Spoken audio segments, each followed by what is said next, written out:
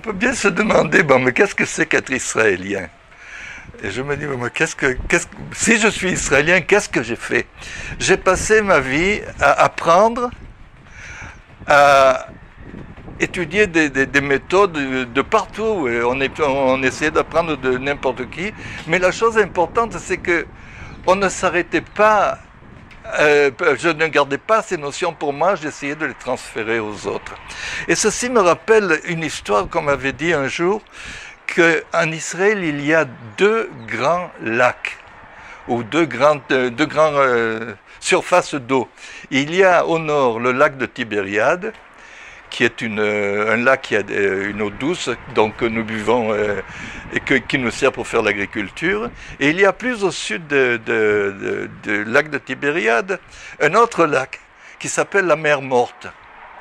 Et on demande toujours quelle est la différence, pourquoi le lac de Tibériade est, disons, potable et buvable, et pourquoi la mer Morte non seulement elle n'est pas buvable, mais même en la touchant, on se brûle. Et la réponse est la suivante.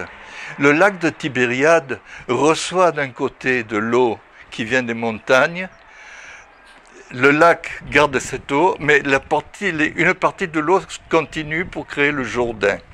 Et le Jourdain s'en va jusqu'à la mer Morte. Mais la mer Morte n'a pas de sortie. Et elle reste là, et elle est tellement sans sortie qu'elle est morte.